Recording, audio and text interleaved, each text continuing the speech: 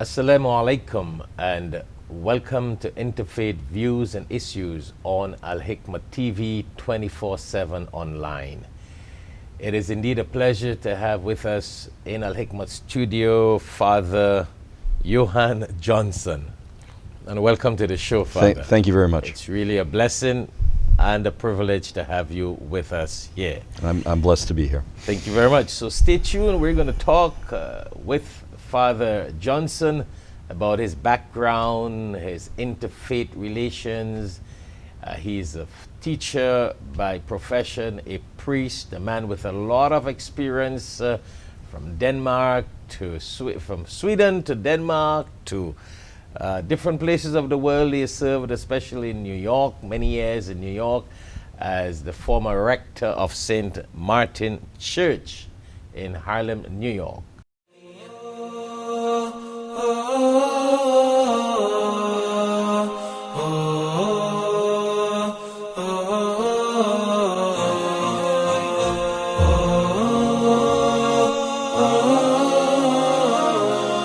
Join Alhikmat Dawah services for a 10-day Umrah in Ramadan 2020 from May 2nd to May 12th, 2020. Average cost is $3,000. The group will be led by Shaikh Shafayat. For more details, you can contact Alhikmat Dawah services at 954-986-0158 or you can email us at alhikmat@alhikmat.com.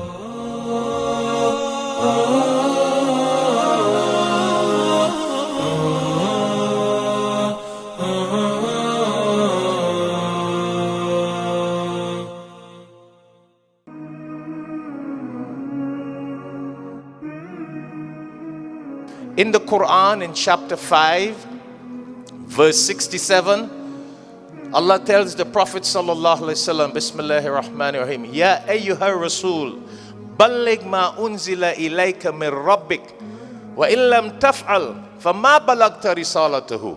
Very deep. Allah tells the Prophet sallallahu alaihi wasallam to spread the message of the Quran. And he told the Prophet, and if you do not spread the message, you did not fulfill the mission of the messenger. So you and I are followers of the Prophet sallallahu alaihi wasallam. If we can afford one Quran, help us join in distributing the Quran. So if you can't afford one Quran, do it. $3. 10 Quran, $30. 100 Quran, $300.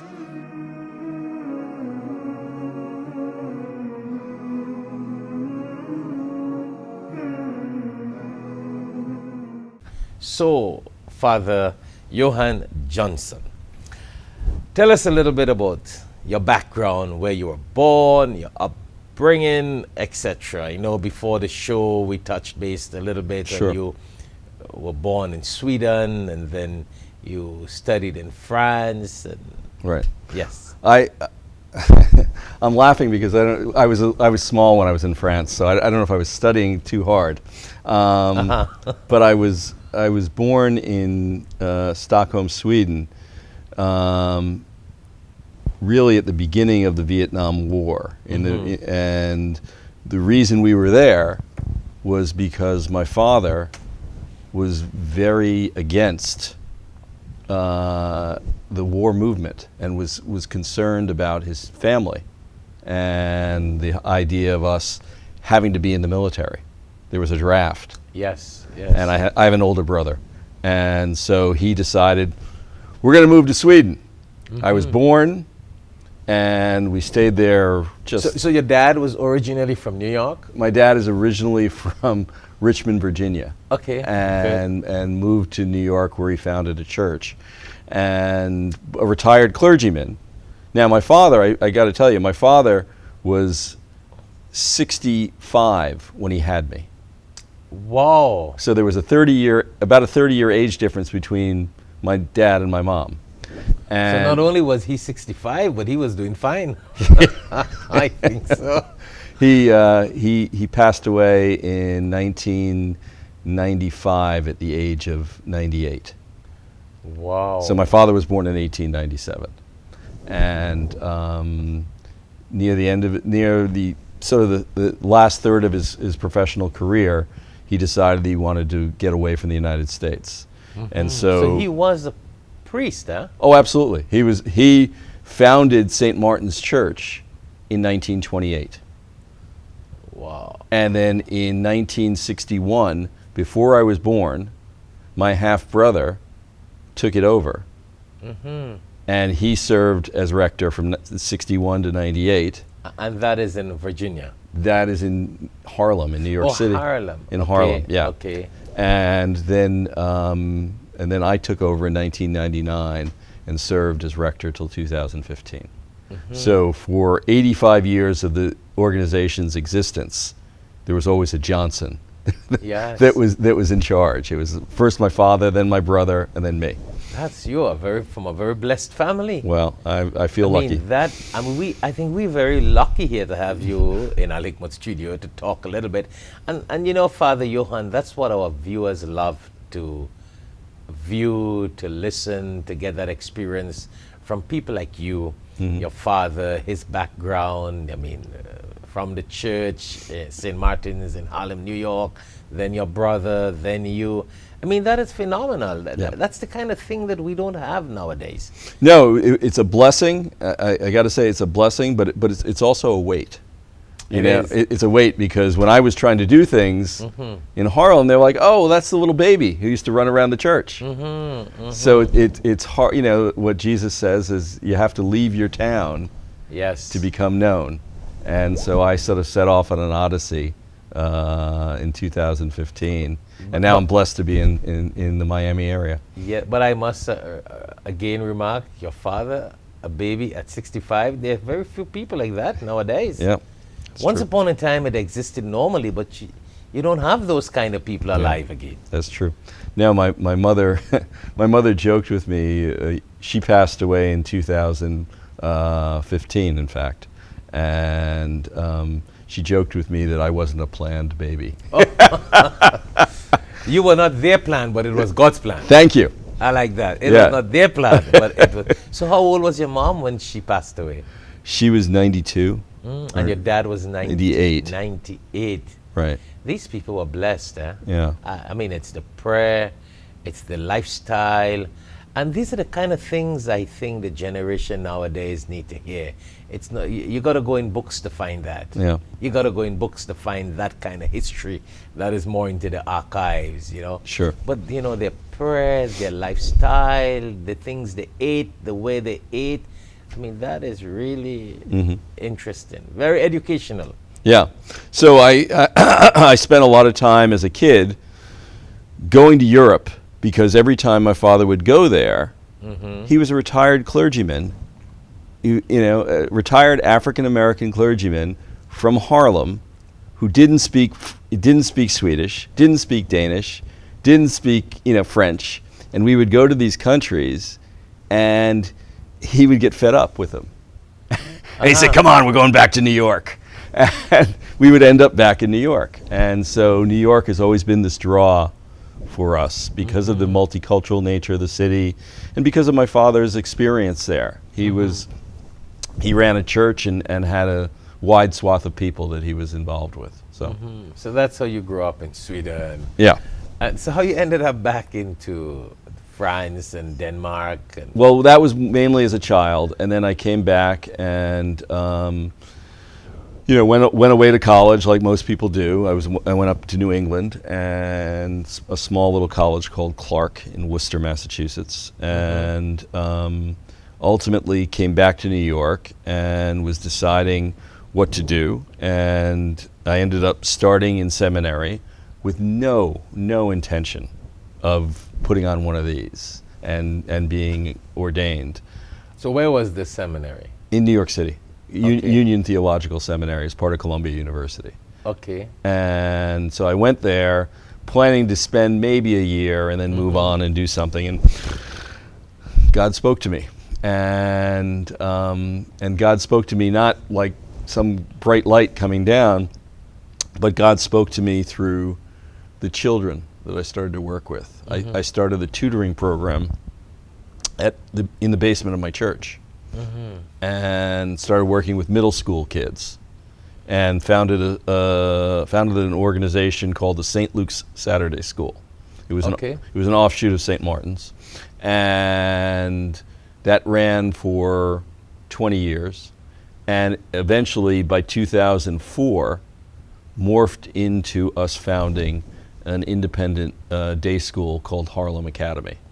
And that was also based out of the church. Out of the church. Correct. And so that started in 2004 and has been going gangbusters and doing quite well, and we're getting students into Ivy League colleges, into very, very good independent schools throughout the Northeast. So it's a free school, or it's a private paid school? It's a private school, and as I was explaining to you before, private schools historically have been expensive and been very sort of exclusionary.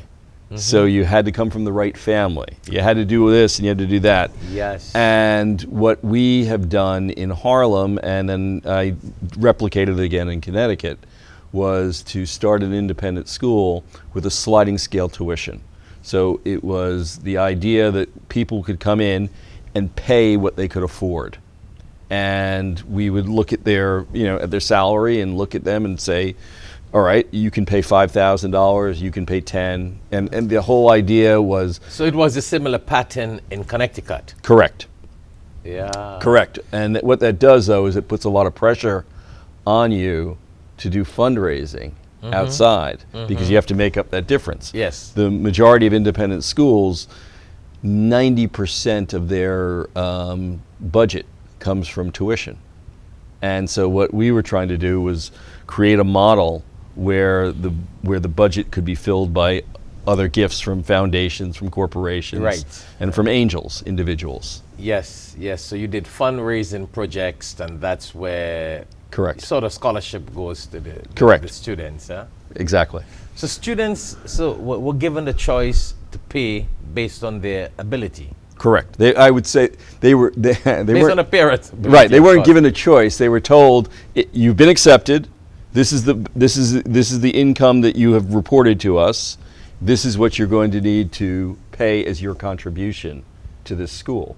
Yes, and the enrollment was based on what? You said selected students? Yes, they would have to show. What were the criteria? Well, they'd have the requirements. They'd have to show promise. They'd have to show interest. We would interview them. We would interview their families. Oh. We would then talk about the commitment it takes, because when you're educating a child, it's not just the child. Yes. It's the family. The whole background. And so, for instance, in Connecticut, at the school I started there called Trinity Academy, we ran from 7 a.m. to 7 p.m. 11 months a year. And what we found was that the kids increased their reading scores by a whole year. 7 a.m. to 7 p.m. And we would provide breakfast, we would provide lunch, and then aftercare, and people would come and... That is interesting. And because what we found was, and we did it 11 months a year because... What year was that? This was 2012. And how many students you're looking at?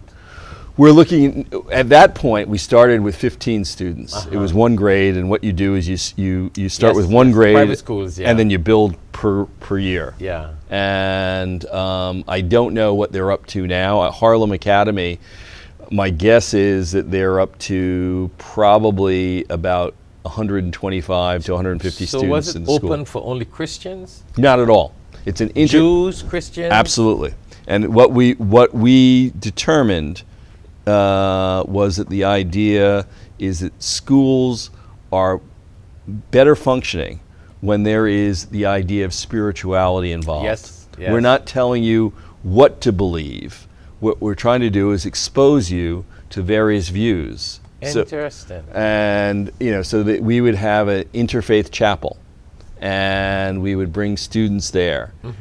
So that was an important aspect of how we founded the school, because we felt that you're not truly educated unless you understand the differences in history and belief and culture that comes from our faith backgrounds. So you were the founder of those both schools, Correct. Harlem Academy and Trinity Academy. And Trinity Academy in Connecticut, and Harlem in New York. Yeah. But you were saying that, Father Johan, and you sent me right back to when I were about 10 years of age. Because I grew up in a very similar environment, a school of that nature, private school. Right. A lot of people don't know that. I don't even think my kids know that, or a lot of people around me don't know that. And as you mentioned in this, you've sent my memory all the way back. Right. It was called a Beacon Preparatory Academy. And that was in Trinidad? It was in Trinidad and Tobago. It does not exist anymore. It was a private school. It used to top the nation in those days. And it was run by a British woman, pure white. So now your school had certain criteria. That had certain criteria. It was really based on only white people. Right. I got in because my grandfather lived next door to the school. Right. That is interesting. And the principal knew him and he knew them. It created a little problem when I got enrolled and was accepted as an exception. But those were those days when the British were very heavily influential in the Caribbean because the British ruled, you know, the colony sort of lifestyle. Yep. And we had to pay. It was, you talking about, it was in the 60s. Yeah, I think it was in the 60s. $100 a term, I think. Which was a lot of money then. Yes. Yeah. Yes, there and then. So you were talking about that school and the environment, but I learned so much because it was based more on a kind of class. It wasn't that it was only segregated only for whites, not really. Right. But that was the class. It had 2 or 3 African students, but their fathers were into the high commissioner kind of level and law enforcement. It had another Indian student. His father was a judge. So it was not like cut off only white, but it was based on a kind of, Sure. I don't know what it is. Well, I want to be correct on what I say, but it was very selective. Right. And I did learn a lot. I must say, I learned a lot from the background. I mean, that's where I got my Christianity background from.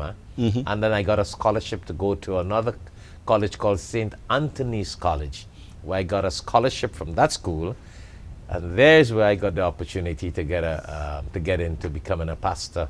I see. Oh yeah, that's where my history came. And as I said, a lot of people don't know that. A lot of people just heard that I had a scholarship too, but that's the background. But I did enjoy it, and I mean, I congratulate you on that vision to I think establishing that kind of institution. I was going to say there's many studies that are done now that shows that the best education will happen in a multicultural environment. Of course. Because you're learning different things from different people, just like you're talking about. Yes. And the issue I find, particularly in the United States, is that most public schools are segregated, and they're segregated by zip code, and it's based on the taxes you pay. So the taxes that you pay, for instance, in Greenwich, Connecticut, are significantly different than the taxes you pay, let's say, in Camden, New Jersey, or in Harlem, New York. And that money is going to go into those schools. And so the people that go to the Greenwich, Connecticut school are ones that are living in that zip code and can afford to live in that zip code. Independent schools, however, attract people from all over. Right. And people want to go there because so you have the diversity. Correct. To me, that's the difference and the wonderful thing about independent schools. Yeah, and then it was not that it was elite, but it was more, it was technically, that's been elite when their vision is straight and their purpose and objectives are all there, as opposed to just a zip code and anybody and anything comes in. Correct. And I think that the important thing is to bring different people into your environment because you can learn. Of course. I mean, that helped me a great deal as a young boy. My parents got me into that school when I was at the age of 8. Right. That was my whole primary beginning. And it did help my vision, my interfaith vision, my multi-faith vision, multicultural vision.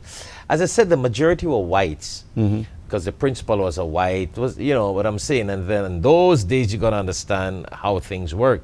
But then when I sat down and I look at it after, it was not just about race, it was about people would have a different vision. And culture. And culture and intellectualism. Sure. So that was their style of screening the students, I would want to think. Yeah. But I mean, that's why you are in the teaching career, and I think we need a lot more people like that. Nowadays, though, what I've seen some private schools, but it's more or less like public, huh? It has become very commercial.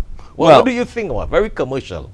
Well, I think I think many of the private schools are doing the best teaching available, and because they're not constrained by state mandates and the various things. Okay, yeah. But what private schools or independent schools, it used to be called private schools, now they're called independent. What they are constrained by is their finances. So what we're concerned about at St. Mark's School is we're trying to grow the population. We have a wonderful new head of school, a gentleman named Dr. Tainter, Spence Tainter. I'd recommend you bring him here and speak to him as well. So he's the head of school, and I'm the head of the church and school, but he's the head of the school. Right. And so you're overall director. Correct. Well, as you said, the interim rector. Right. Exactly. Of the St. Mark's Episcopal Church. Church and school. And so this is located where? This is located on East Oakland Park Boulevard in Fort Lauderdale, just on the border of Fort Lauderdale and Oakland Park. Okay, beautiful, yeah. And so what I was saying was the constraint that we have at St. Mark's is to try and build the enrollment, because when we can get more students in, then our finances get better, and then we can offer more programs. And when schools shrink, then they clearly their programs have to shrink. Yes. And so that's the crux of the matter, that from all independent schools, not just St. Mark's. Of course, and the programs are pretty expensive. Correct. I mean, correct. You got to keep up with the curriculum. You got to keep up with science and technology, and Correct. all the different things out there. Out of all the schools, I think I was told, out of all the schools in the Florida Independent School Association, there are 5 which have land that borders on water. We're one of those 5. And so we have, for instance, one of the things that we have that is both a blessing and sometimes a curse is that we have that water and we have a seawall, and that seawall is now being eroded, and we have to fix that seawall, and that's going to cost a great deal of money. But at the same time, what Dr. Tainter and I are working on is the idea of not just to fix the seawall, but to then expand it. And now we're going to try and put rowing and sailing and having STEM classes there to work on the idea of, well, what does it mean to have sea levels rising? And when you have 7th and 8th graders working on that, their minds are so wonderful, and it's going to be like the ocean. Exactly. Yes. Exactly. Yes. So that's what the types of things that we're working on there at St. Mark's to try and provide a world-class education for families and students. And with someone of your background and your experience as the founder of what you call the Harlem Academy and Trinity in Connecticut, I think you're a blessing. Well, St. Mark's. I'm lucky to be here. I'm learning more. I mean, I'm a newbie to Florida, and so I know very little. I've been in Florida now about 5 months, and so I'm still learning the ropes here. Right. But as I learn, I'm growing. But I suppose it's more or less the same principle like New York and it is. Connecticut, etc. Just the mindset of some people may be different. It is. Because Florida is more a sort of resort mentality. Yep. It's a little more laid back than the New York and the New Jersey fast life. Have you experienced that? Very much so. It is, huh? Even in the church? In the church, yeah. I think in the southern part of the United States, there's a great deal more of respect for the church and for religious faith. Oh, truly? Then I would say in the Northeast. In the Northeast, I felt like we had to compete more and explain why are you an Episcopal school? Why are you a faith-based school? Here in the Southeast, it's much more part of the culture. And so I think that's a very good thing and helps us. Yeah. And I think one of the reasons for that is because of Florida being that senior citizen kind of majority people once upon a time. Now it's getting different, but it is. You cannot get rid of that. A lot of people from all over America come and reside here, so they've already seen life. And they look at life differently, as opposed to people in the north. They are now building a materialistic world. Most of the people, generally speaking, that category of seniors, they have seen life, they have built it. So now they're looking for God. Yeah. And they're looking for that peace and tranquility in their hearts and their family and their lifestyle. So it's right, and you're totally correct that these kind of people will have a different vision. Yeah. No, I've been blessed to be here and learn more about the culture and learn more about the wonderful things that have been going on here in the Diocese of Southeast Florida. Yeah, because I mean, I've been here for approximately 30 years, and that's what I've seen. I mean, in the last 30 years, Florida has become very commercial, like all over the world. But before that, it was more about that sort of resort mentality, senior citizens, and they were really, if you go to some of these residential areas, I go to a couple of these programs where they have a clubhouse gathering to talk about religion and life. Majority are all in their 70s and 80s and 90s, and you'll be amazed how they concentrate, they sit back, and they're ready to really learn at that age. Yeah. And younger minds, you can't get them to concentrate. There's a book that my brother gave me by a former Jesuit priest named Richard Rohr, and the title of the book is called Learning to Fall. And the premise of his book is about first half of life issues versus second half of life issues. Wow. And the first half of life issues, we're all sort of striving to get up the hill and to make our mark and to say, hey, I'm somebody, I'm here. Yes. And pay attention to me.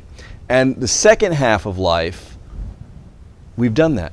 Yeah. We've done that, and now how do I establish myself? How do I be Johan Johnson in my second half of life?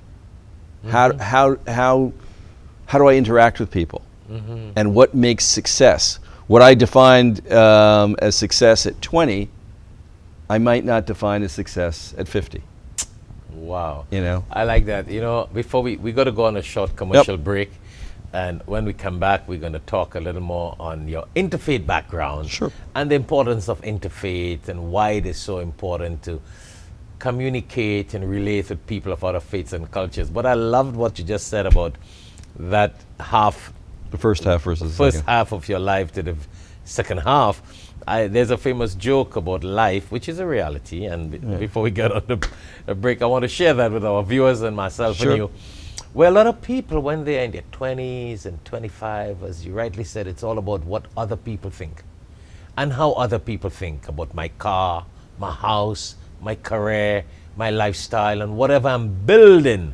Right. It's all about how other people would think. And many a times, we do a lot of things only based on how other people will think of us. And when we reach into our 60s and 65, etc., we realize nobody was thinking anything about us. That's right. Nobody cared about us. Right. We were just living half of our life to please other people. Yep. And now, when it's at this age, we are ready to live our life to please ourselves. Yeah. And that is such a true thing, huh? Haven't Yep. you noticed that with people? Yeah, absolutely. Well, and that's when all the things you spend that first half of your life making, at this age you realize you don't need it, so you start giving it away. Yeah. Anyhow, stay tuned. We are talking to Father Johan Johnson, and he is the interim rector of St. Mark's Episcopal Church, a man who was the founder of and I want to make sure I get these right, St. Martin Harlem Academy. And Harlem Academy and Trinity Academy in Connecticut. Pleasure to talk to him, to have him in the studio, Alhikmat studio. We learn a lot. Our viewers worldwide definitely will learn a lot, and we will continue our conversation on some interfaith issues and views after we return from the short break. Thank you very much.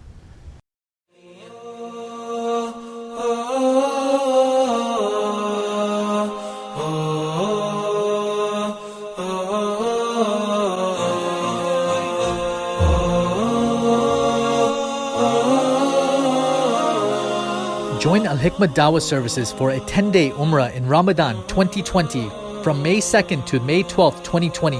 Average cost is $3,000. The group will be led by Shaikh Shafayat. For more details, you can contact Alhikmat Dawah services at 954-986-0158 or you can email us at alhikmat@alhikmat.com.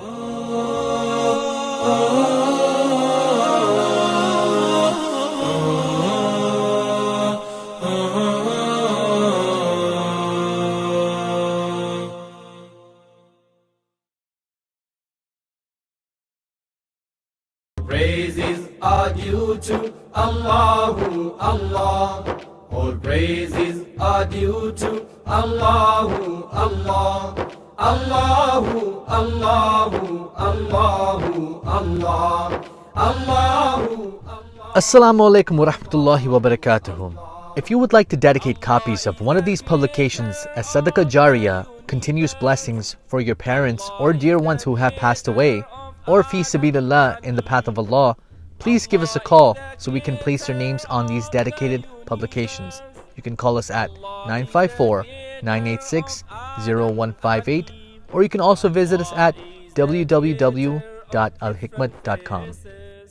Allah is the creator of different faces. Allah is the creator of all races. Allahu, Allahu, Allahu, Allah. Assalamu alaikum and welcome back to Interfaith Views and Issues on Alhikmat TV 24/7 online. Once more, it is a pleasure to have with us in Alhikmat studio Father Johan Johnson, the interim rector of St. Mark's Episcopal Church here in South Florida. So welcome back to the show, Father. And I know we had a beautiful conversation on your educational background and experience. And so tell us a little bit about Interfaith, your experience in Interfaith and people of different faiths, etc. Well, when I left St. Martin's in Harlem in 2015, I went to a rather prestigious boarding school called the Petty School, right outside of Princeton, New Jersey. And it's a multi-faith school that was probably 30% Roman Catholic, 30% Jewish, probably 5% Muslim, and a smattering of this and that. But it's interesting. What they talk about these days is they talk about another group called the nuns, N-O-N-E-S, that they have no background. I like that. They just don't have, their parents didn't give them any background, in the church, or in the mosque, or in the temple, and they are, by tradition, perhaps they go to church, maybe on Christmas, maybe, but don't really have a background. And so there, what I spent a great deal of time doing was bringing in various faith leaders to try and expose those kids, 9th through 12th graders, to various backgrounds and faith traditions. Because I think, as I said, I think it's so important to have an understanding of that. But too often I find these days, families will say, we're not really sure, we're going to let Johnny or Joe or Raheem or whoever, they'll decide when they grow up. Yes.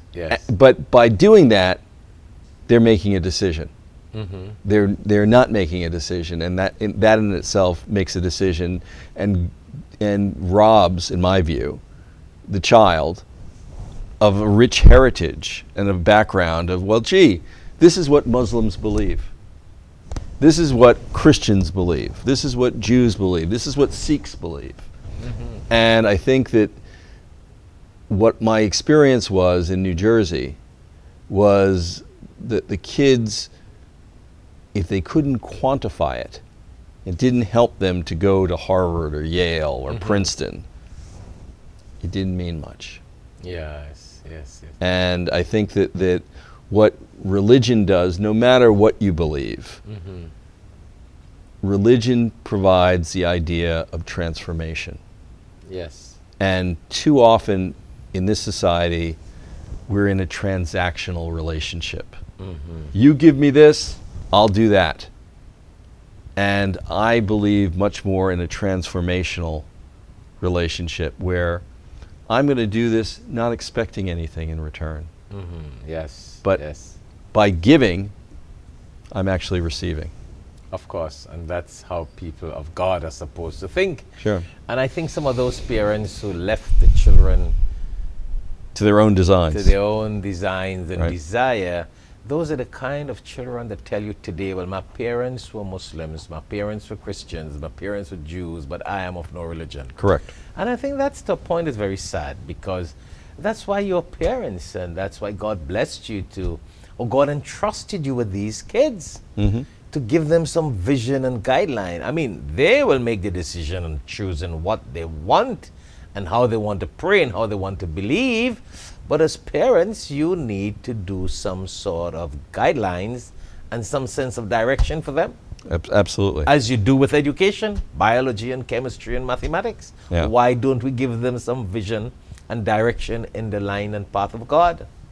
I'm fighting that battle every day. Yeah, I see parents do that. They enforce on their children why they must learn English and Spanish and maths and chemistry and biology, but you don't give them a vision on God. That is sad, eh? I truly believe that, and I think that it shows in our culture throughout the world, and particularly here in the United States, there is a lack of belief in institutions. We don't trust the government. We don't trust the church. We don't trust banks. We don't trust, name it. We don't trust these organizations and these institutions because they create this establishment, and the people in the establishment quite often are looking out for themselves. Yes. And so I think that it is a very sad day, and I think that however, there is a great deal of light that God continues to shine upon us, and we just need to be open to it and looking for it and have some more trust. So a person with your background of education, a priest, a father priest, Yep. a family of priests, Yes. that's an interesting point. And I know you have that vision of interfaith relationship and that whole different perspective of getting mission accomplished. I think time has gone. We have a lot of interfaith talk going on, a lot of interfaith meetings and dialogues. That's excellent, and we need that. Those are the basic grassroots thing. But tell me, with your New York background and New Jersey and now here, from a godly point of view, and this just came onto my mind as we were talking, and that's what I love to have, a natural conversation. Those parents who tell children about that, or tell people, or let the children make their own decision, as you said before, blank minds when it comes to God. Right. Let us turn a little to gun violence. I mean, this is very complicated, but throughout the world today, we have a lot of crime. Yeah, absolutely. There are a lot of crime. Anywhere you go now, there are a lot of crime. And there are a lot of people in a lot of countries who got a lot of things in place that keep down crime. But it doesn't mean that there isn't crime. Keeping down crime means that crime is there. Right. You just keep it down. So, my opinion, and I want to hear your opinion about it. I always believe that God is the solution to this. And because a lot of people don't have God in them, that's why you have a lot of crime. Yeah. No, How would you explain that from your experience? I think that there is a great deal of sickness and sadness and lack of connection with one another. When we have a lack of connection between people, there's a lack of a connection between me and God. Because for me, right now, you're God. I'm seeing your God inside you. you should be seeing God inside of me. And the way I treat you is the way I treat God. Of course. And I, you know, when you have... Because it's because of God that we connect. Correct. And because of our connection with God, who taught us to connect, we connect. Correct. And when you have people like, you know, a few years back, a guy named Dylan Roof, who walks into, I think it was in South Carolina, walks into a church and shoots up people. Or you have the guy in Vegas shooting people from a hotel. It is... A guy walks into a synagogue, shoots people. A Correct. guy walks into a mosque in New Zealand, exactly. shoots people. I mean... It's mind-blowing, but that's a symptom. That what's really going on is this lack of connection we have with one another, where we would allow people to fall away from the idea of our connection to one another. And so I think it's certainly we need gun safety, absolutely. And I look around at the various politicians who are running for president now, and I'm saddened by the fact that we don't have people who are strongly raising that up. I think, I believe myself that the former mayor of New York City, Michael Bloomberg, spent a lot of time working on this since he's left. And so I'm hopeful and interested to hear more from him. But that's dealing just with the wound and putting a Band-Aid on it. We have to cure it from inside. Of course, and that's where God comes in. Exactly. God is the prevention to gun violence. Yeah. I know some of our viewers there probably saying, well, what about religion and those who went to war in the name of religion? You know, I have always told people very simple. That's not the religion that went to war. It's man who used religion for their own personal political whims and fancies, their personal agenda. Absolutely. They use the power of religion, the strength in religion, to defend their own ego, their own desires, and they go to war with other people. And it could be any religion, Judaism, Christianity, Islam, wherever you have these extremists and radicals who use religion to kill other people, it's all about your own personal power. Yeah. And that's just the bottom line. I tell people, so you cannot blame God and you cannot blame religion. Yeah. But now when I look around in the world and I see the kind of crime that goes on and the kind of murdering, I mean, it's sad. It's because people don't have God to turn into. People kill themselves. Yeah, absolutely. And I think it's a shame that people will use religion as a crux at times. I did my doctoral thesis. I have a PhD in educational administration. And I did my... I should be saying Dr. Johan Johnson. I apologize for that. That's okay. I apologize for that, yes. So I did my PhD at Fordham University in New York City. And what did you do your PhD in? Educational administration and urban education. But we missed that out, man. Yeah. That's the key thing. You got a doctorate in education. Correct. After seminary, I did that. And ministerial. Correct. And so I did my thesis, my doctoral thesis, on the idea of religion and public policy. And so I went around and I did a case study, and I interviewed religious leaders and I interviewed political leaders. And I went to the political leaders and I said, gee, if you're bringing a certain policy to bear, how important it is to get the imam, or how important is it to get the bishop, or how important is it to get the rabbi to support you? And the political leaders looked at me and said, if the religious leaders support me, then I think it's important. If they don't support me, I ignore them.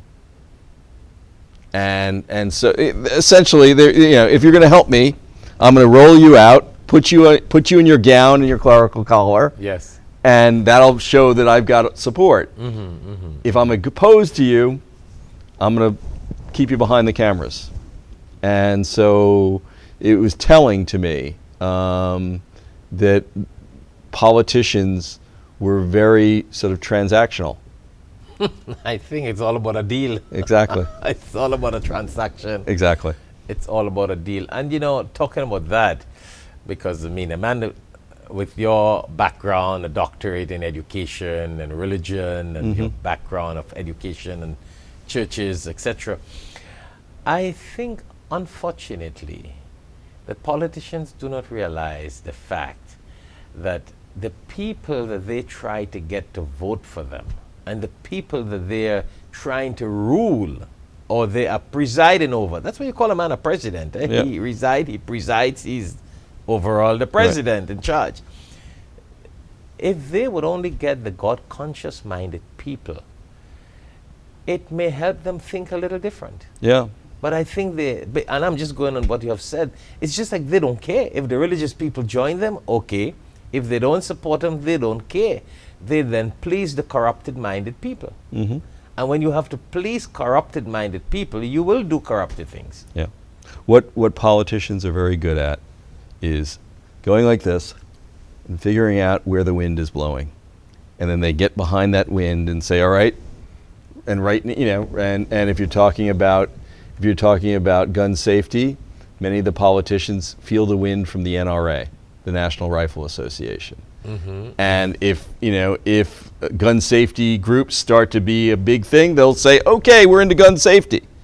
Unfortunately, politicians don't lead and they don't take a stand because they're getting up trying to get your vote. Mm-hmm. So they go with the wind, right? They go with the wind. And I often joke that if there was a politician who got up and said, vote for me because I want a job and I want health care, I would vote for them. Because they all get up and say, oh, we're going to do this for the American people, we're going to do that for the American people, when most of it's a crock. And it's not about that, it's all about themselves. Exactly. Getting the vote. So I think that it's, and I don't think that's anything different in 2020 than it was in... Of course, yeah. And they just do and say, well, actually not do, they say right. what the people want to hear. Exactly. They talk about that to get the vote, but it doesn't necessarily mean that they're going to get it done. But I think that the important point that you're bringing up is that there needs to be a strong group of interfaith leaders mm-hmm. who are getting up and as a concerted voice saying, this is what we stand for. We stand for love. We stand for connection with one another. Mm-hmm. And anything that goes against that, we stand against, and that needs to be raised up. We need to, because most of these voters are godly people. Many of them are, and they get confused by the Fox News. They get confused by the partisan or the CNN or whatever it is. Whoever takes side, yeah. And instead of saying, what's God calling me to do? Mm-hmm, mm-hmm. And that was I think the most sad thing. I don't know if you watched any of the impeachment trials recently, and whether you like him or whether you don't like him, Mitt Romney, the Republican senator from Utah, said, I'm voting to convict this president mm-hmm. because when I look at my faith background, he's been doing things that are not the right thing to do. Now, many people will say he was wrong, or many people will say he was right. The president went and made fun of him. Yeah. And he was standing up for his religious views. Yes, yes. And I think we need more people. Doesn't matter the decision they come to, but the algorithm that they use to decide, this is how I'm going to decide, should come from their faith background. Mm-hmm, mm-hmm. And I think that's an important role that a group of interfaith leaders can champion. We need to really get that going because it's so important. Mannerism, discipline has all gone down the drain. I looked at the State of the Union address where the president refused to shake the hand of Nancy Pelosi, the Speaker of the House, and she tore up the document. Correct. I mean, on both sides, it was bad. Correct. You were representing the House as a Speaker. You represented the President, and that discipline, because of your differences and your hate for one another, you misrepresented your position, your leadership position. Where does that leave the other regular politicians, the other regular senators and congressmen? Where does that leave teachers and students to do? Tomorrow students will tear the examination papers and throw it on the teacher's face. Yeah. Because that's what you saw happening at the highest level in the country. Those are the examples they're setting.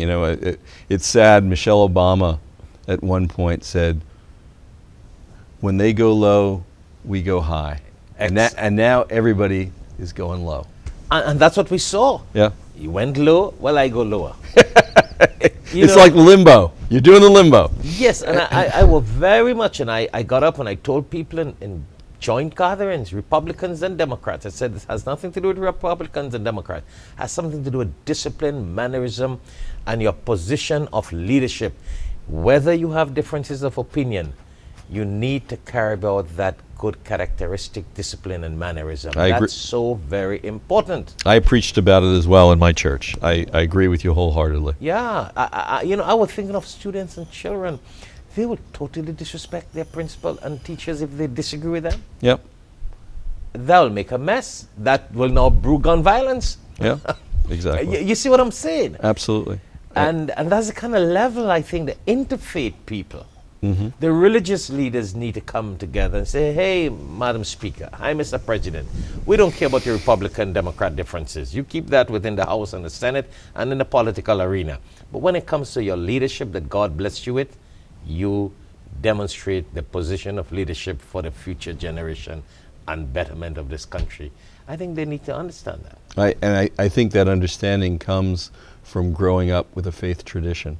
Yes. And growing up and recognizing, I'm not just speaking here about me. I might have particular thoughts about this candidate or that candidate, but what I do feel strongly about is my connection with you.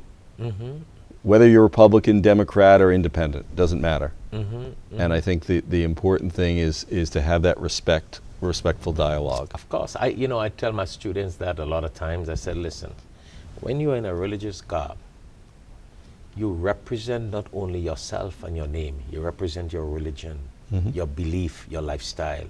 You got to act even better. You got to sacrifice your personal egos and act better. If you have no garb on, you're still a human being. Yep. You got to represent the qualities of a good human being. Yep. So come on, what are we doing? What has happened? Sometimes we forget our religion, our position, the fact that we are human beings.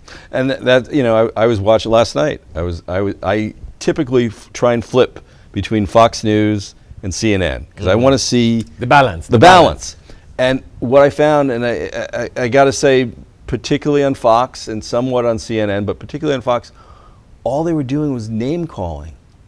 They were making fun of people and saying, "Oh, they're a bad person," as opposed to saying, "This is their position, which we don't agree with, but this is their position."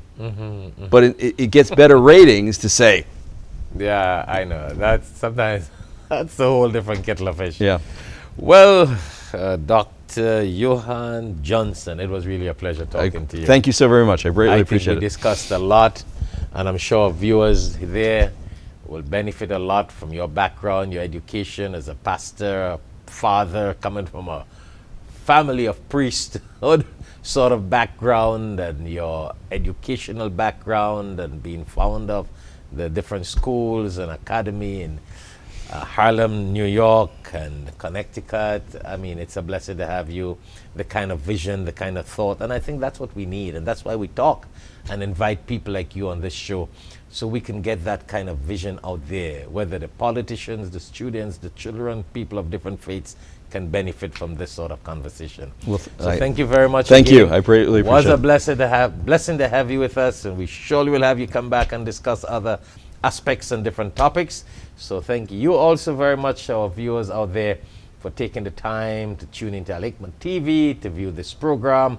You can tune into Alhikmat TV 24/7 online. And thank you very much again.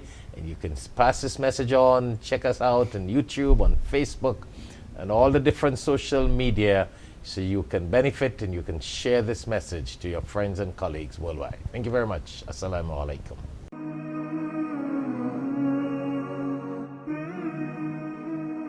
In the Quran, in chapter 5, verse 67, Allah tells the Prophet sallallahu alaihi wasallam, Bismillahir Rahmanir Rahim, Ya ayyuha Rasul, balligh ma unzila ilayka min rabbik, wa illam taf'al, fama balagta risalatahu.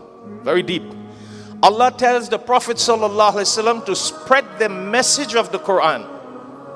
And he told the Prophet, and if you do not spread the message, you did not fulfill the mission of the messenger. So you and I are followers of the Prophet sallallahu alaihi wasallam. If we can afford one Quran, help us join in distributing the Quran. So if you can't afford one Quran, do it. $3. 10 Quran, $30. 100 Quran, $300.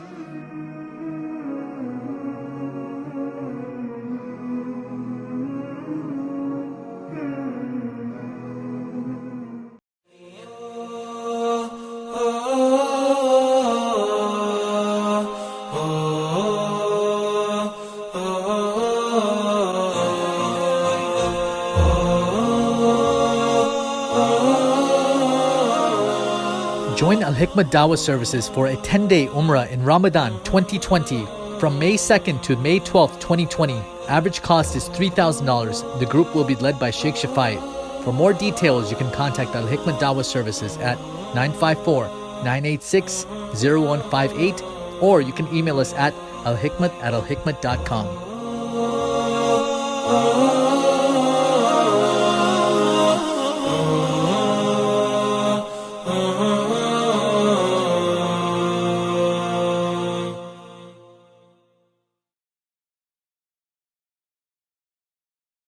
Royal Bengal Trading, importer, exporter, wholesaler of Bangladeshi Indo-Pak groceries and spices. We specialize in various authentic Indian masalas, juices, flours, rices, and spices. We offer exclusive brands as Ocean Pearl, Shan, National, Tilda, Himani, and many, many more. We're located at 36B Coroni Savannah Road, Charleville, Chaguanas, Trinidad and Tobago. You can call us at 473-4676 or call 476-3117. Email us at wahabdk@gmail.com. Fens, the single largest specialty retailer of residential and office furniture, consumer electronics, home appliances, and household items in Trinidad and Tobago. At Fens, we offer a large selection of high-quality products, honest and reliable service. We are passionate about serving you, and we're proud of the standard of excellence upheld by our knowledgeable staff, friendly delivery teams, and dedicated customer care associates. Visit Fens First, your friendly furniture, appliance, and electronic dealer since 1960. Looking for a residential or real estate investment? Unit 1 is a 3-bedroom unfurnished townhouse gated community located in Charleville, Chaguanas, Central Trinidad, 1.5 million TT dollars. 2 Tobago townhouses for sale. Gated compound, being sold furnished, 3 minutes from the airport, and many more. Price listing 1.5 million TT for both units. For more details, contact Sister Fadia Ali at 868-672-4062. 868-672-4062. सदक़े में आका सारे जहां को दीन मिला बेदीनों ने कलमा पढ़ा ला इलाहा इल्लल्लाह तेरे सदक़े में आका सारे जहां को दीन मिला बेदीनों ने कलमा